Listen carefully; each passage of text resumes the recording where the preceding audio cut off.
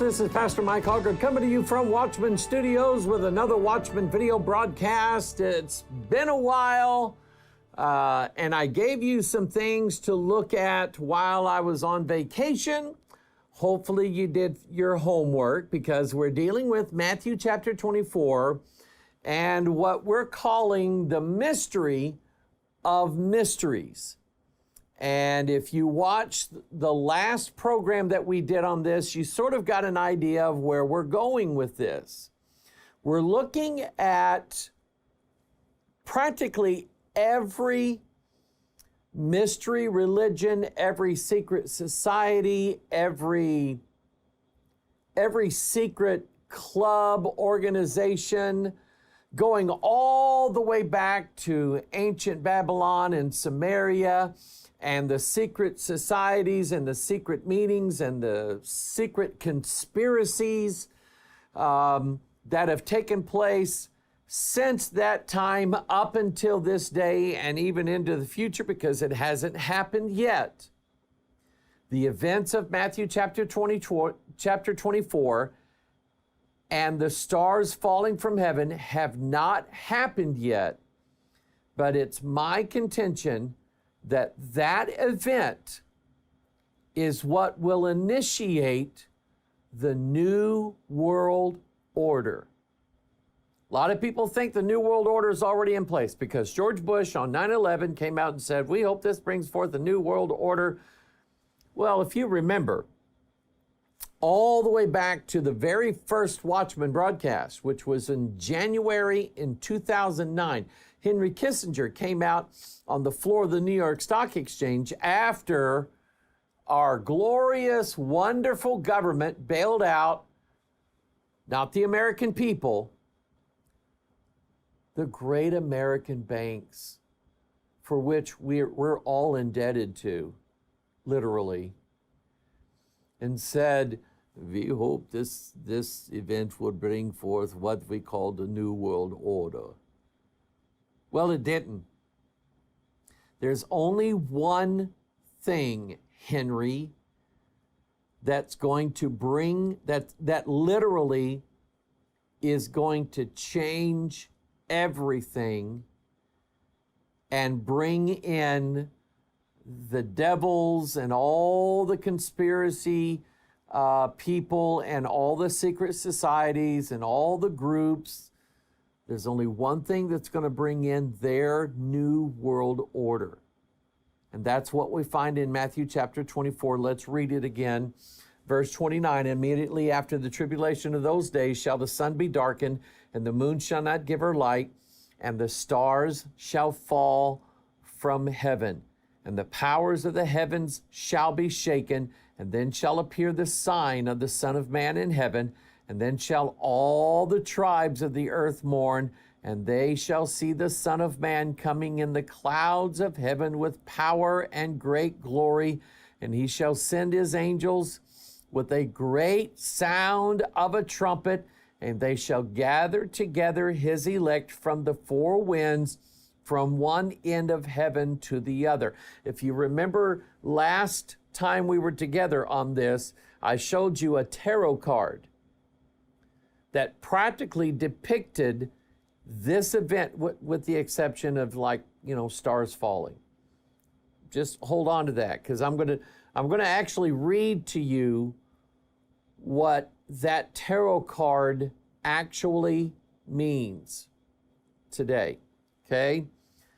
But this is like when some people say, well, we're already in the New World Order. Some people say we're not. I'm telling you that when the sun goes dark and the moon turns to blood and a third of the stars fall from heaven, it won't be something that most people won't notice. In other words, like one guy says, "Did you see that?" "See what?" "Well, the sun's dark and the moon turned to blood, and like a third of the stars fell from heaven to the earth." "I didn't see anything." I guarantee you, Everybody in the world is going to take notice of that day. And when that day comes, that will be the initiation day of the Novus Ordo Seclorum, the New World Order, the day when everything on earth will be changed. And it will be noticed by everybody. Everybody on the earth is, because I get stuff all the time from people saying, Pastor, I read a website or I watched a YouTube video, and this guy seems to think that we're already in the trumpet judgments already, and that the seals have already been opened, and we're back. No. We're not there yet. I'm not sure. I can't say we're not even close. I can't say how close we are or aren't. I'm just saying it hasn't happened yet. But what I am saying is when this event takes place, I guarantee you it's going to be noticed. Now, to me, the significant part of this is the day that the sun is darkened, the moon is turned to blood, and then a third of the stars are going to fall from heaven to the earth. That's going to bring about Daniel chapter 2, where the fourth kingdom, where it says, they shall mingle themselves with the seed of men. That fourth kingdom is what we're wrestling against and will continue to wrestle against until we're taken out of here. Principalities and powers and rulers of the darkness of this world. That's stars. Spiritual wickedness where? In high places. That's stars. Okay? So when these four things, these four types of spirits cast out of heaven to the earth, they will initiate a process of joining themselves with mankind. Thus, Daniel chapter 2, verse, 43, they shall mingle themselves with the seed of men. That's the day that's the day I believe the mark of the beast will occur. I could be wrong on this. I could be seeing two different things and mashing them together when they're not supposed to be mashed together. I could be wrong on that. But I think it's at least around that event, if it's not that event itself. But to me, these falling of the stars is the most significant event to ever take place in human history, second only to the crucifixion of Jesus Christ and his resurrection for the sins of mankind. Because now these devils have been kicked out of their first estate in heaven, and now they're here on earth, and they are used to being in charge. What's the whole mystery of astrology about? It's the stars are in charge. You do whatever the stars tell you to do. That's what you do. When someone forecasts your astrological events or whatever, when someone goes to an astrologer, the astrologer tells them, oh, you're born in Pisces and this and because the house of Pisces is in the house of Jupiter and Mars, and then this is going to happen to you. And oh, okay, here's your $350. Thanks for telling me that, because I'm going to follow that. They're already following and doing what those stars, those angels, those spirits, evil spirits are telling them to do. They're already doing it. So when they come down here to earth, I guarantee you, the superior beings are always in charge of the inferior beings. Look at the history of planet Earth. Those who are more advanced technologically and more civilized always take over those who are weaker than they are as far as warfare is concerned, who aren't as civilized as they are, who aren't as advanced technologically as they are. That's how it's always happened, and it's going to happen again that same way. Now, I want to illustrate something to you. I want you to look on the screen. There's two stones here. One of them is all misshapen, and it's like, you know, they just kind of did a, you know, not so tidy job of ripping the stone out of the quarry. And then next to it, you have a stone that is smooth. It's got 90-degree corners. It's got smooth edges. Real nice, real pretty. That's what you would build, you know, some big temple or building with.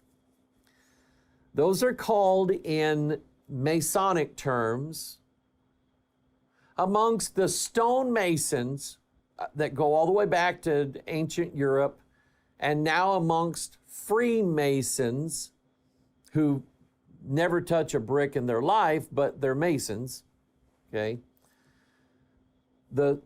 This called the rough ashlar and the smooth ashlar.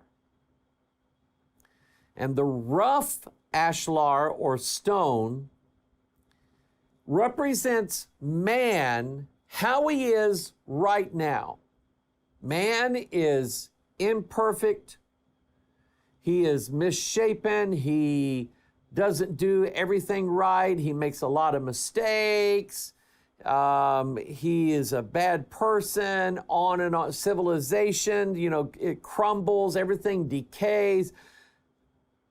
The smooth ashlar, according to Masonry, is the same ashlar as the rough ashlar, but Masonry has taken over this man's life, and Masonry has made this man into the perfected state that he is.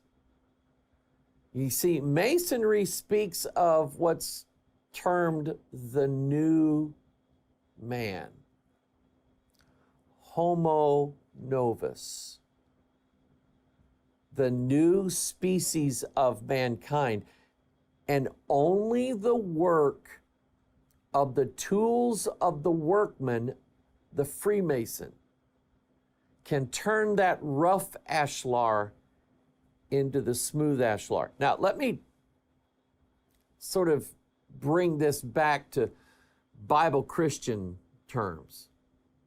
Yes, the rough stone is all of us born into sin, and there's not a thing that we can do about it. Masonry wants you to believe that by your own works, using the Mason's tools on your own life, that you can make yourself into the smooth ashlar. And yet, I've known Masons in my life who have been some of the crookedest, backstabbingest, drunkards, adulterers. I was with my brother-in-law one time when he had a court appearance. And I noticed, we got there early, and I noticed all the local attorneys were all gathered together talking to the district attorney, and they were cutting up and this and that and the other. They were part of the Good Old Boys Club, right? Well, a lawyer came in probably from St. Louis, the city, not from Jefferson County where we are, but from up north where, you know, where he didn't know all the good old boys down here. But he came in, he was a young lawyer, real nice suit, tailored suit, came in wearing a square and compass. Now, why is a lawyer wearing a square and compass when he goes into a courtroom? He's letting the district attorney and the judge know I'm one of you. I'm a Freemason, and my client, let's just give him what's called a square deal, which basically means let's give him a slap on the wrist because I'm a Freemason and we owe each other these kinds of favors. And I guarantee you, whoever that lawyer, that Freemasonic lawyer represented, I guarantee you, got off easy. Guarantee you. You see, they are crooked as a dog's hind leg, but they want everybody to believe now that they can make a man good and straight and perfect so that the great architect of the universe accepts him into the celestial kingdom. It's all a lie. It's all a lie. Now, what does that have to do with the stars of heaven falling from the earth? Well, let's take a look at it from Albert Pike, who wrote Morals and Dogma, which was the guidebook for Freemasonry, Scottish Rite of Freemasonry, for 100+ years. They say they don't use his book any longer, but they do. It's a guidebook. There are newer books that have been written for Masons to learn about Masonry. But all of it derives back from Albert Pike and his teachings and his understanding of Masonry. And here's what Albert Pike said about the rough and the smooth ashlar.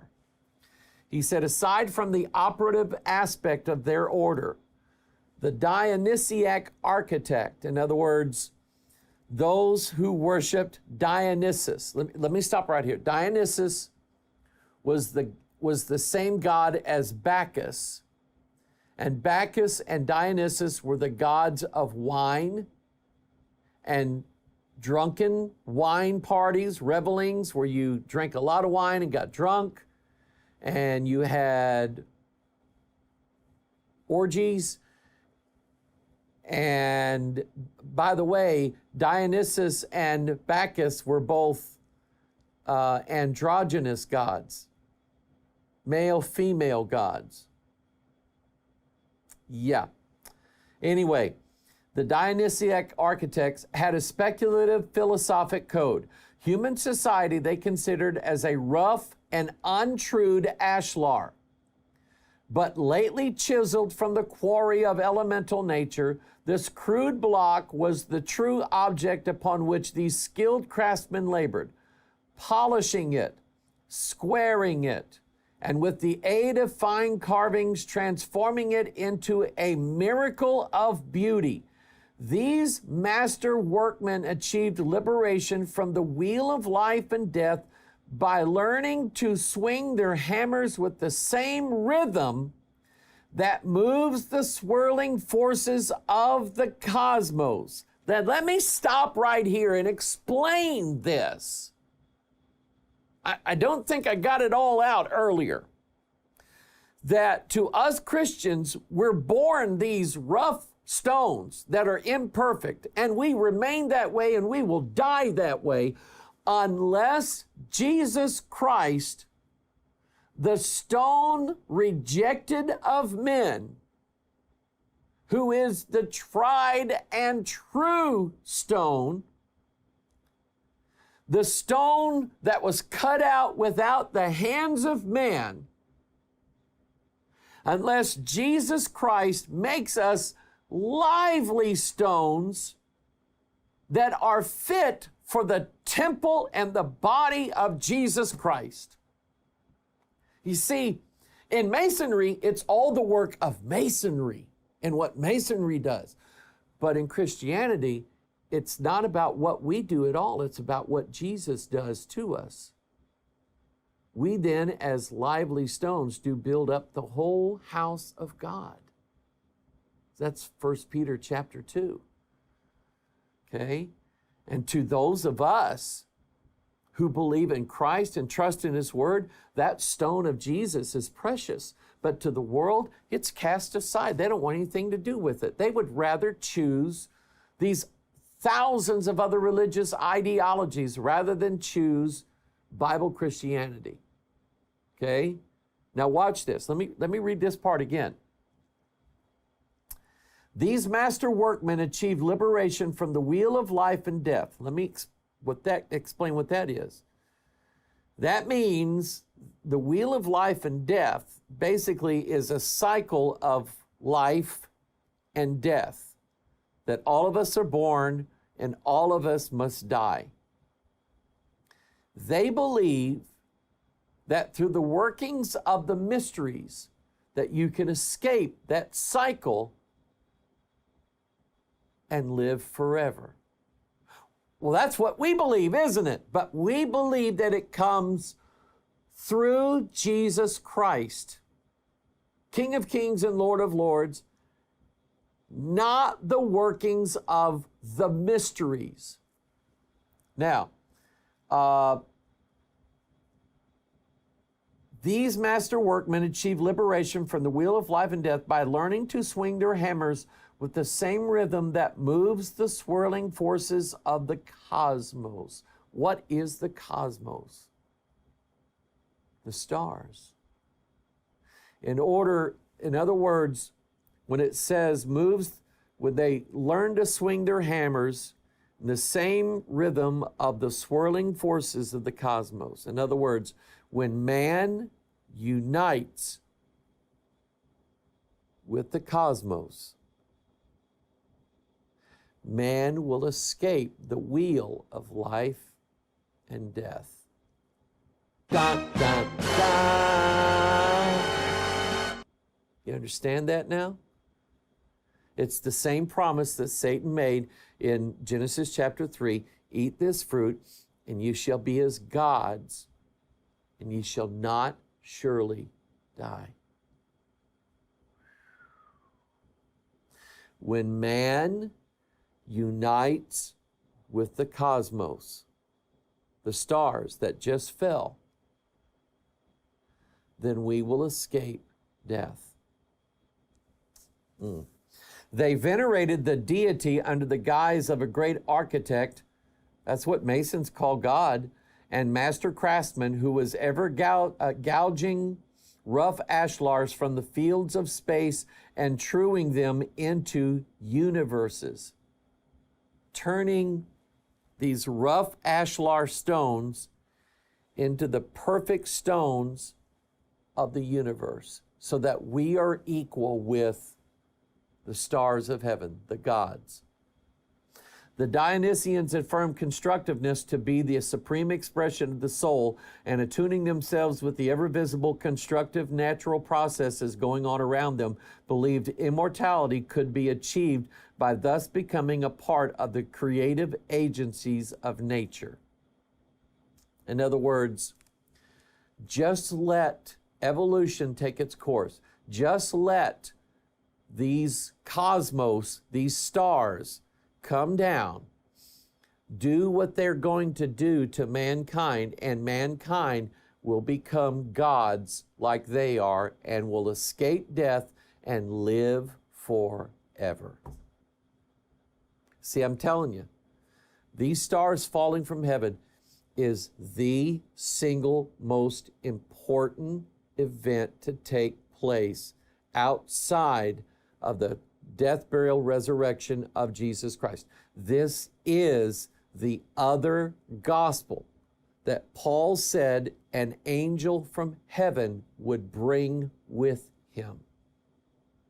And he said, when he does, let him be accursed.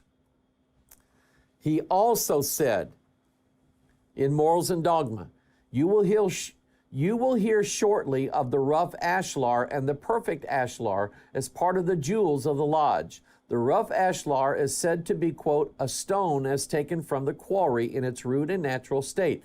The perfect ashlar is said to be a stone made ready by the hands of the workman to be adjusted by the working tools of the fellow craft.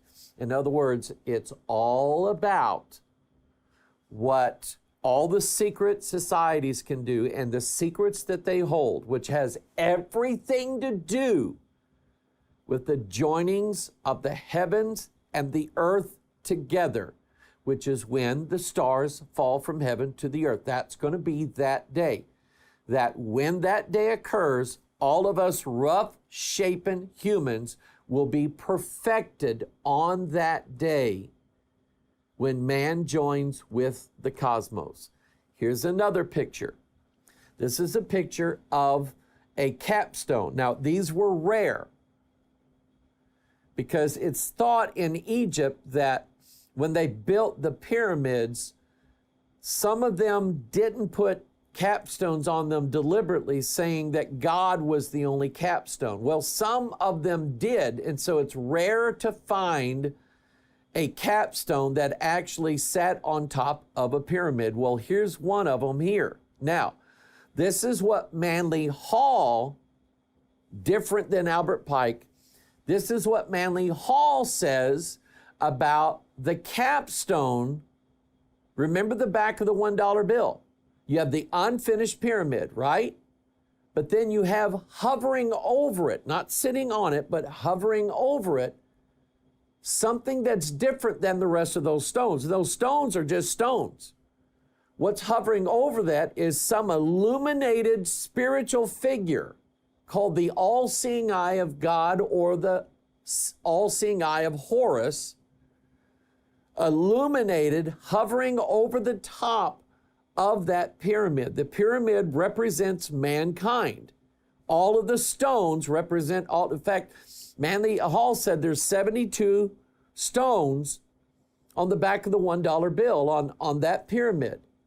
Well, there's 72 nations in Genesis chapter 10 that make up the whole family of humanity. So you understand now what the 72 stones represent. They represent all of humanity. And mankind is incomplete until that capstone appears. So here's what Manly Hall said about that capstone. He said the capstone, if it existed, was itself a miniature pyramid. And if you take a look at it, it's a miniature pyramid, the apex of which again would be capped by a smaller block of similar shape, and so on ad infinitum. The capstone, therefore, is the epitome of the entire structure. Thus, the pyramid may be likened to the universe and the capstone to man. Following the chain of analogy, the mind is the capstone of man, the spirit the capstone of the mind, and God the epitome of the whole, the capstone of the spirit. As a rough and unfinished block, man is taken from the quarry, and by the secret culture of the mysteries. See how there he goes again with capitalizing the word mysteries. And we already know who that is, don't we? It's mystery, Babylon the Great, the mother of harlots, the abominations of the earth. It's her religion. Her religion says man makes himself a god. God doesn't give man immortality. Man gives it to himself by following the mysteries. And the mysteries are that mankind wants those stars to come down here to the earth, begging them to please come down. Remember, I did this on a Pastor Michael Online episode not too while ago. I read the lyrics to Interplanetary Craft by the Carpenters. Read the lyrics to that song, calling all occupants of interplanetary craft. We need you. We want you to come down here. We need to join our minds together. You can help us. We want you to come down here and help us. That's what the lyrics are all about. So anyway, the capstone, therefore, is the epitome of the entire structure. Thus, the pyramid may be likened to the universe and the capstone to man. Following the chain of analogy, the mind is the capstone of man, the spirit the capstone of the mind, and God the epitome of the whole, the capstone of the spirit. As a rough and unfinished block, man is taken from the quarry and by the secret culture of the mysteries, gradually transformed into a true and perfect pyramidal capstone. The temple is complete. Only when the initiate himself becomes the living apex through which the divine power is focused into the diverging structure below. So the capstone, here's man, incomplete, the pyramid. His mind wants to be perfected, but can't be. Only Manly Hall's version of God, which is not our God. To Manly Hall, God is the whole of the universe, which is the same thing taught in Hinduism and Buddhism and all the Eastern religions. That the universe itself, all of it together, is God. So when Edgar Mitchell on Apollo 14, sixth man to walk on the moon, he walks on the moon, spends like, I don't know, total of 8 hours or more, couple of days walking on the moon, doing science experiments, this great scientific mind, rational, logical thinking man is done with his mission on the moon, and he's taking that long 3-day journey back to the earth, and he's looking out the window and he's pondering all of those stars that he sees out there. All of a sudden, he has a supernatural experience called samadhi. Look that up. S-A-M-A-D-H-I, I think is what it is, or S-A-M-A-H-D-I or something like that. Samadhi. In other words, all of a sudden now, he goes into a trance and he realizes that his body, the molecules of his body, came from a whole line of human species that used to be monkeys, that used to be fish, that used to be worms, that used to be germs, that used to be nothing inside of a pool of goo that was created by itself, part of the universe, and that the atoms of his body literally were connected with every atom throughout the universe, so that he himself was connected directly to God. That's what he believed. That's what he believed happened on the way back from the moon. That he was connected directly to God through all the atoms that was in him, that was connected to all the other atoms of infinite space around him. Okay, and he's dead now. He had to go face the real God, still having that belief in his mind. Okay, but it's the idea that the pyramid is incomplete until the capstone comes down and is added to the pyramid, and once they're joined together, then both of them become complete. That just as much as the pyramid needs the capstone needs the pyramid. And there's something about those devils that when they're kicked out of heaven to the earth, there's something about it that says that they need to join with mankind. And they do. We know it happens according to scriptures. 1 Corinthians 15, verse 50. Here is our transformation. Now this I say, brethren, that flesh and blood cannot inherit the kingdom of God. This is where everybody has it wrong. Neither doth corruption inherit incorruption. Behold, I show you a mystery. We shall not all sleep, but we shall all be changed in a moment, in the twinkling of an eye, at the last trump. For the trumpet shall sound, the dead shall be raised incorruptible, and we shall be changed. For this corruptible must put on incorruption, and this mortal must put on immortality. So while everybody else is either now believing or going to be led to believe. See, because I still think all the atheists of the world and all the people who really don't get it, this whole God's coming to the earth thing, they don't believe in that. They're going to. They're going to wake up one day and the world's going to be full of angels. Full of angels. And their chariots and all their different appearances and everything like that. It's going to be full of it. And they're going to have to believe in things that they never believed before. But they still believe that they're going to become gods in this mortal body and attach immortality to mortality.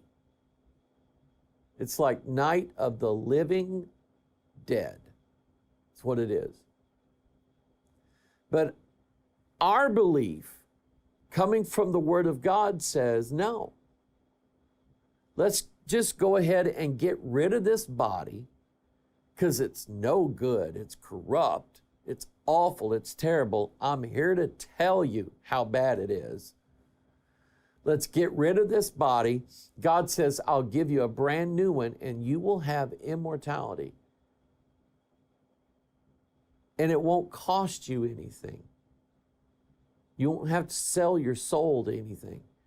You just have to believe in the Word of God and believe Jesus Christ.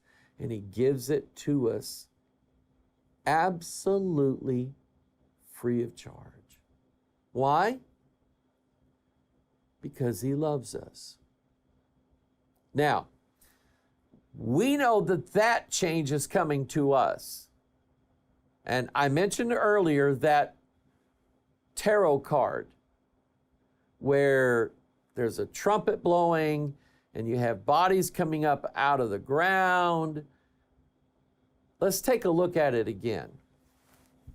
So we have an angel blowing a trumpet. And by the way, what symbol is he have on the banner that's on that trumpet? Well, you would say a cross, right? I don't think it's a cross in the sense that it's just, I don't think tarot cards are there to promote Bible Christianity. I don't. I know some people that probably would. The lady that I encountered at the MUFON organization probably would. Because she said she saw Jesus 6 times. Anyway,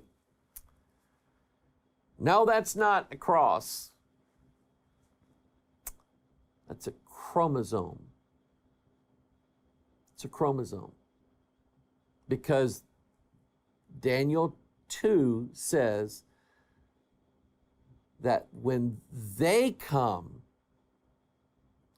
they will mingle themselves with the seed of men. And the seed of men is his DNA in all of these chromosomes. That's what I think is on there. Did they know that when they printed that tarot card some 200-300 years ago? No, not a chance. But the cross, I mean, I just came back from Navajo territory. And I noticed, we went into, we were in Gallup, New Mexico, and they have a lot of Navajo shops there where they sell original Navajo, authenticated Navajo art. They have Navajo weavings, and you can tell they're authentic because they're really expensive. And I noticed that in the Navajo artwork, whether it was sand art or the weavings, the tapestries that they wove. The state flag of New Mexico. I even bought a New Mexico hat because I thought it was nice and it's got a little cross on it. But that is not a cross. The Native Americans were not worshiping Jesus and the cross for the last 4,000 or 5,000 years. The cross is a universal symbol that I believe points to one of two things. It either points to the cross of Calvary according to the scriptures, or it points us to the X chromosome. It points us to a future time when these 1/3 of these angels will fall from heaven and mingle themselves with the seed of men, which is man's DNA, coiled up like a serpent and made into these little X-shaped things. So you look again at this trumpet that this angel is blowing, and I think that's what it's referring to, because you have all these people rising up out of their coffins. It's like the idea, and I've read so much of this in Masonic material, Albert Mackey, Albert Pike, Manly Hall, and so many others that say that basically the opposite or the similar thing to what Christianity says. Christianity says that all of us are dead in trespasses and sins, and we need to be quickened by Jesus Christ. Well, in the occult world, they say that man is dead because he is like in an animal form. He hasn't evolved out of his lower state yet. So it's like he's dead now. But when the angels come, or the visitors come, or the aliens come, or whatever secret society calls them, when they come, they are going to resurrect dead mankind to a new life, a new humanity, to be a new man, a new creature, a new world order, literally, is going to take place on that day. And that's the meaning of that tarot card. So here's what Manly Hall said in Secret Teachings of All Ages. He said the 20th numbered major trump is called Le Judgment, the judgment, and portrays three figures rising apparently from their tombs. Now, pay attention to something that he says here, because it's going to give away a secret that I think he's trying to conceal. But since we know the Bible, when you see it, you'll go, I know what that is. Okay, now watch this. The judgment portrays three figures rising apparently from their tombs, though but one coffin is visible. Above them in a blaze of glory is a winged figure, presumably the angel Gabriel. I wouldn't presume that.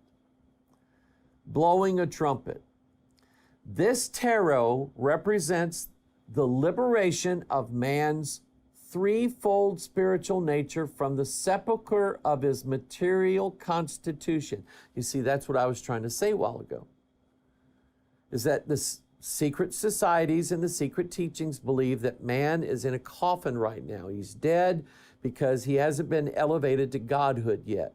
It's like he's dead. He's appointed unto death, which we know is true.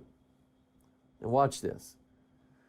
Since but 1/3 of the spirit actually enters the physical body, the other 2/3 constituting the hermetic anthropos or overman only one of the three figures is actually rising from the tomb. Did you see that? Did you see that he actually divided 2/3 from 1/3? Just like in Revelation 12. But according to him, 2/3 are bad and 1/3 is good. But according to scriptures, 2/3 of the angels are on Michael's side fighting 1/3 of the evil angels, and the evil angels lose and get kicked out of heaven and cast down to the earth.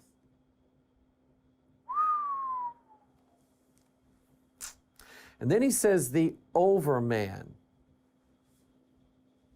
You know what that word means? You know how you would say that in German? You would say Übermensch. And what that translates back to in English is Superman. Because Friedrich Nietzsche, a German reprobate who hated God and was like in love with his own sister. Ugh. He believed that one of these days man was going to overcome all of this God religion stuff and become a Superman. So then years later, here comes two German Jews, Joel Siegel, Jerry Schuster from New York. And they create a character from the planet called Secret. Oh no, excuse me. The planet's called Krypton, which means secret. And the word Krypton, meaning secret, means something that's sealed like a crypt, like dead people.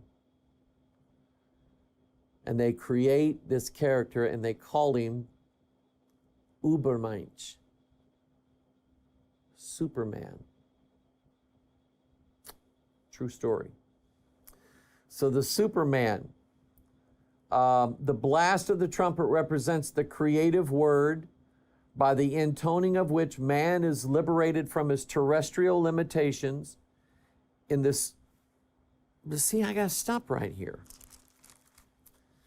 Because in the blowing of these trumpets,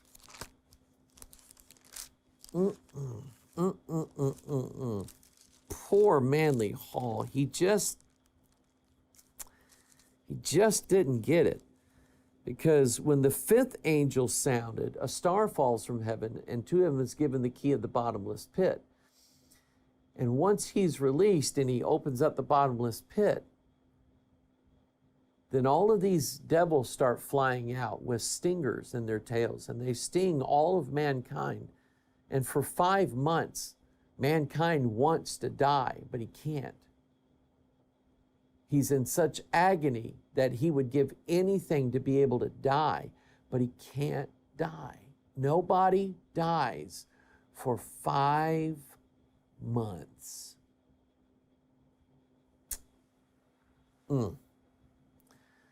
In the pseudo-Egyptian tarot, it is evident that the three figures signify the parts of a single being, for 3 mummies are shown emerging from one mummy case.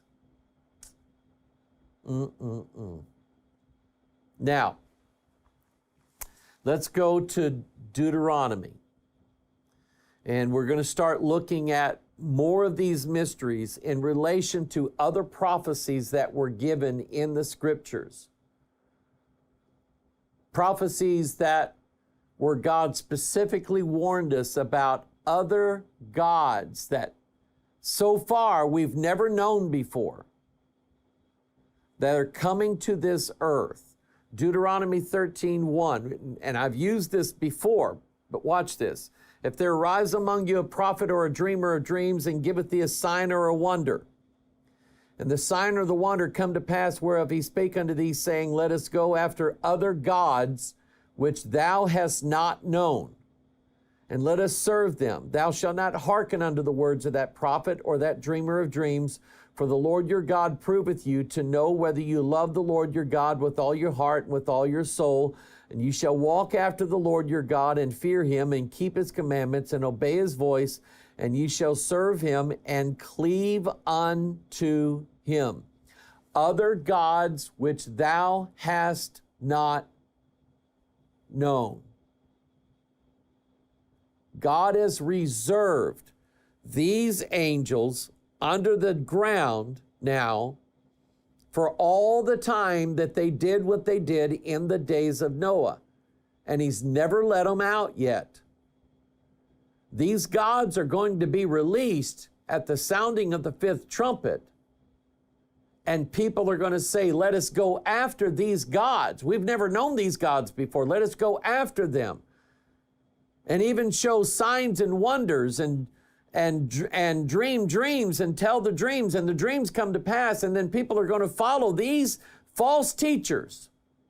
And God is going to send these false teachers so that the people on the earth at that time, which it could be our generation, this is why I've been telling you, please, please, please, read your Bible. Become very familiar with what your Bible says.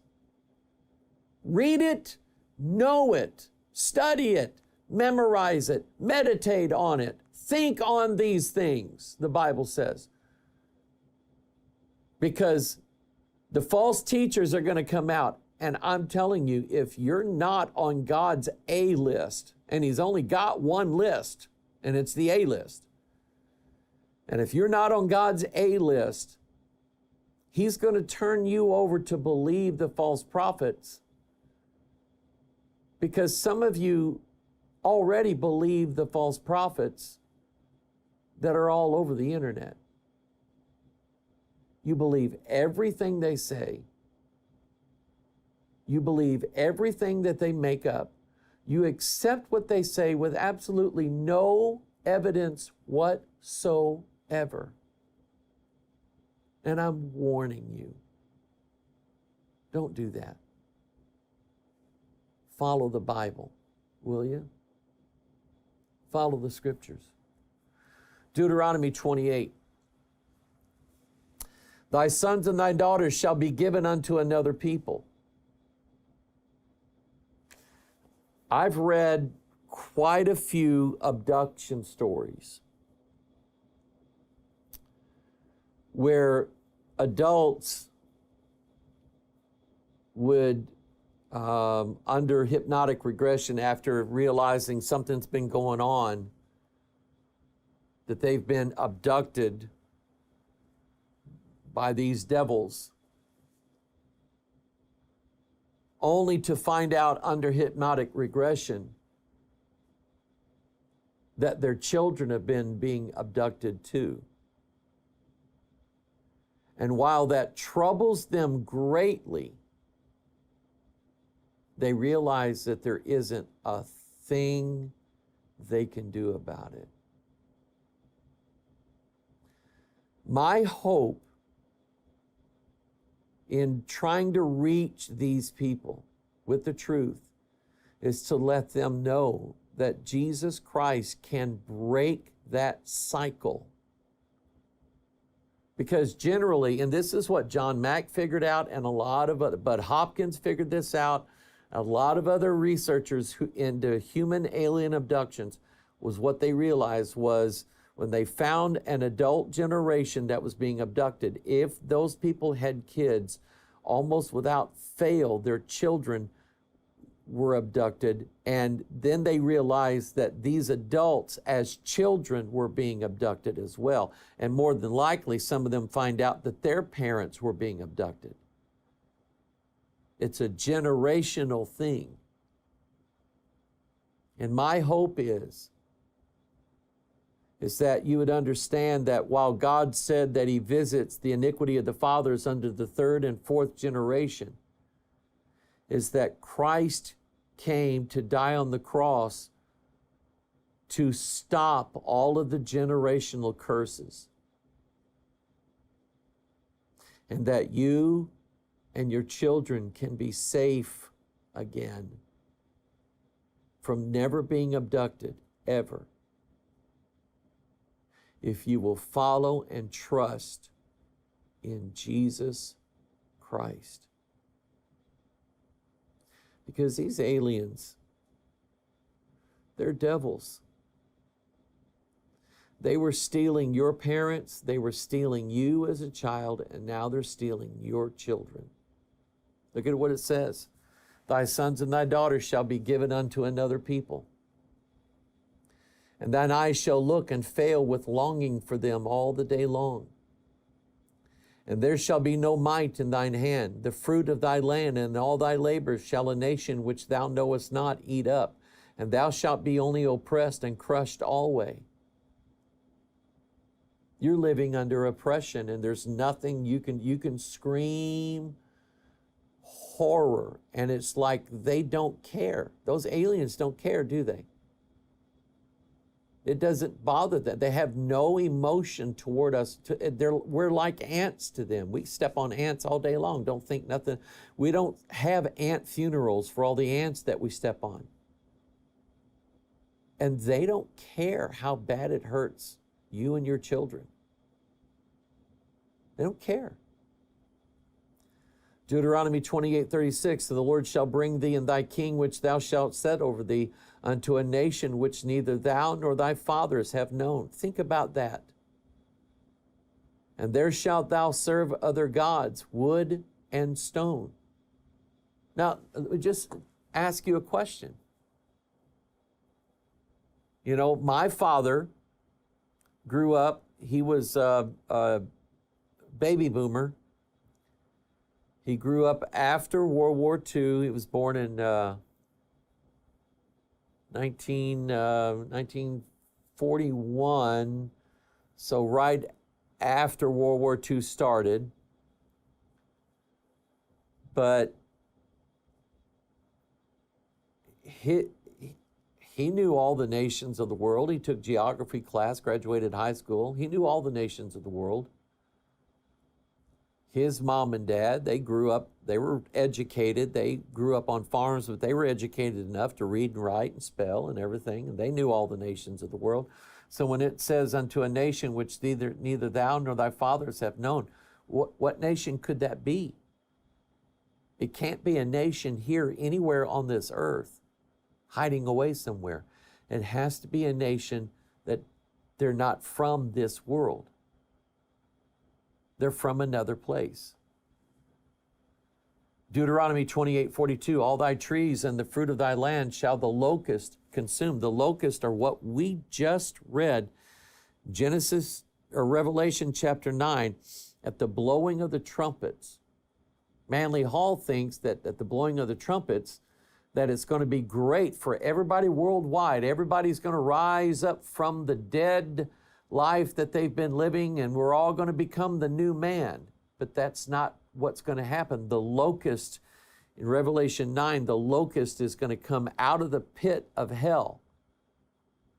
And they're going to sting, because they're going to have the stingers of scorpions, and they're going to sting all of mankind. And mankind is going to be in so much pain that he's going to wish he could die. But for 5 months, he can't die.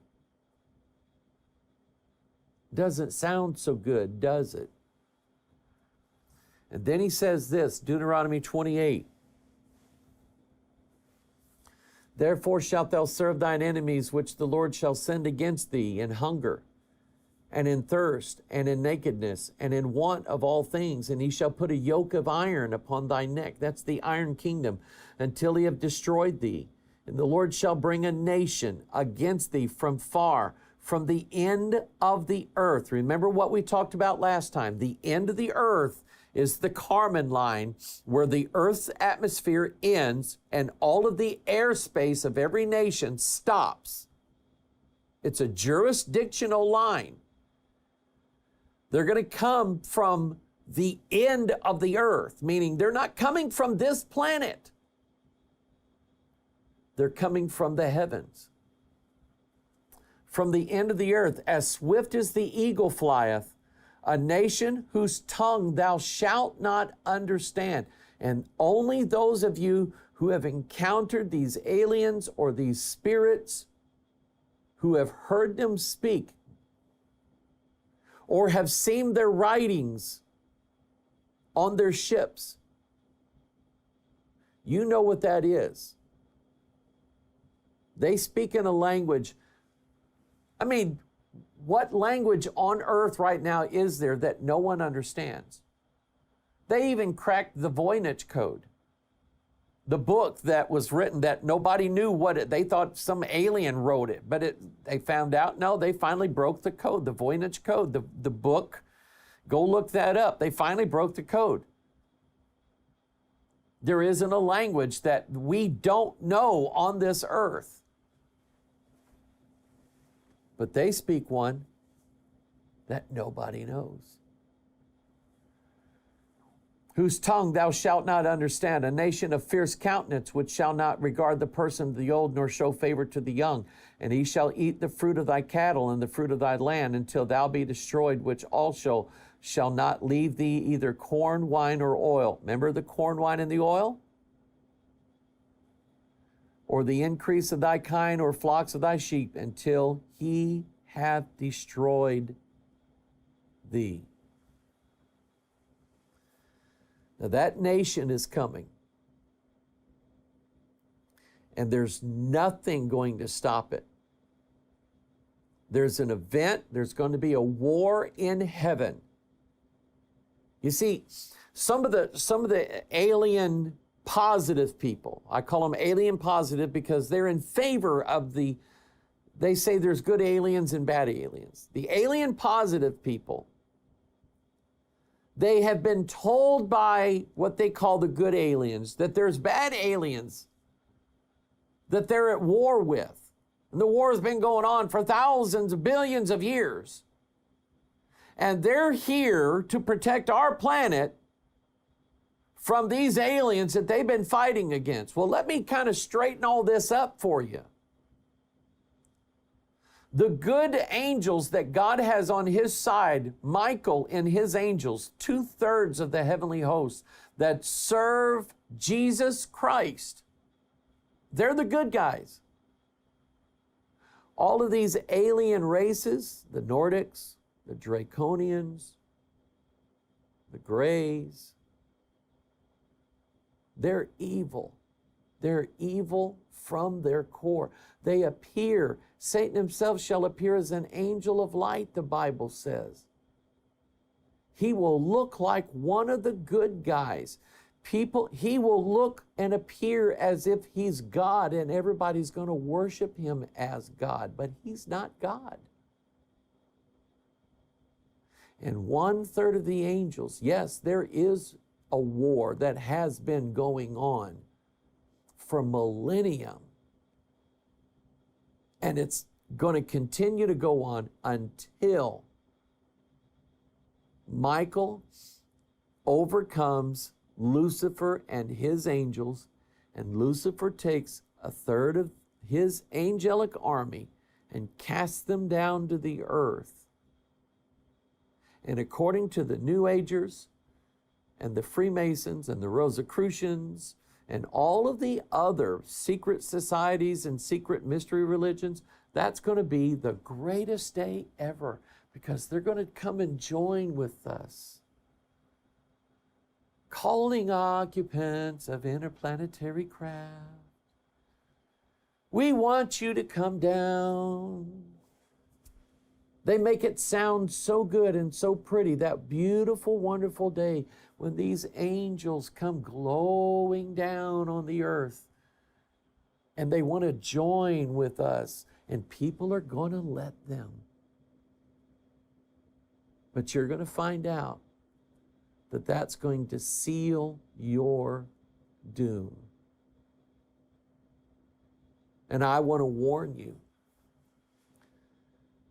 to be ready against that day and not be fooled, because those are evil angels. They're devils, demons that you want to call them.